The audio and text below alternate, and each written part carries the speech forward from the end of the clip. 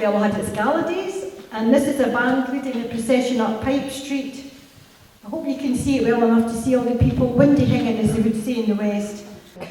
This is a Towerbank Primary School about 1938. I always think it's nice to see the girls in their wee white ankle socks, and if they had enough money, their Clark's sandals. But it was always very exciting when you saw the power station and you used to think, yeah, we're out to Portobello. That was just a wee quick trip down memory lane for those of you. Hope you enjoyed it and hope you're looking forward to having your tea and your cake. Enjoy the rest of the afternoon.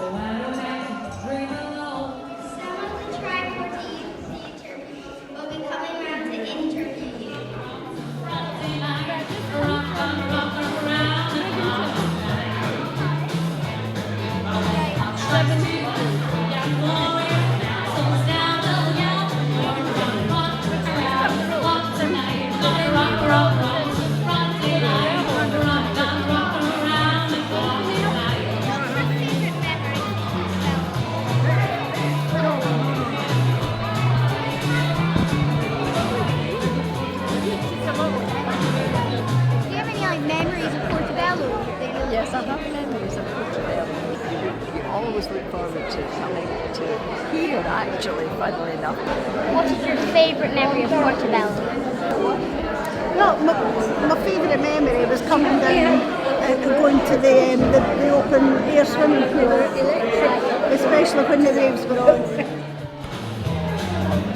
Any memories of Portobello that you'd like to share? I do. We used to go around different church halls in the evening after my shop was closed, and the people that belonged to the church would be the models for the clothes, and I would bring all the clothes, and then they would model the clothes, and if anyone wanted to buy anything or come to my shop later on, they would do that. It was called Lucy's Fashions. I even came to the church hall here, and I'd done fashion shows in the evening. Do you have any love stories that you'd like to tell us about? Love stories, yes. Well, I met a husband in the dancing at dance hall, and he wanted to take me home, but I said no because he had a car, and you're not allowed in cars in the days. So anyway, I got the bus home, and then he used to come to try to woo me with wee Mars bars. And really, it's a pleasure to come, and I hope I've come to many more.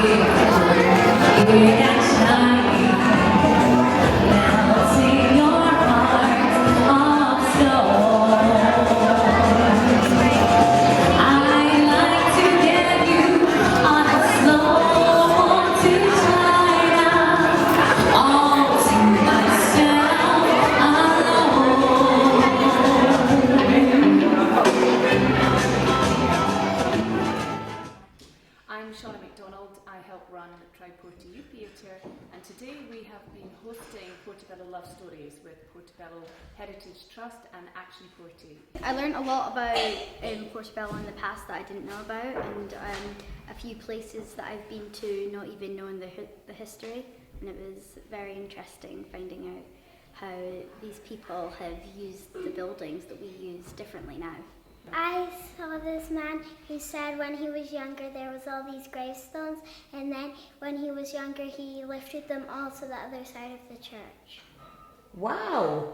And why was he doing that? Was that his job that he was doing that for? Well, when he was a child he just lived near there and just helped out.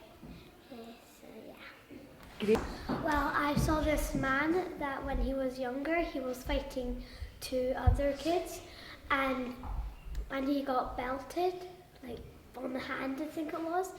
I think instead of that, you have to write, I have to be a good boy 100 times.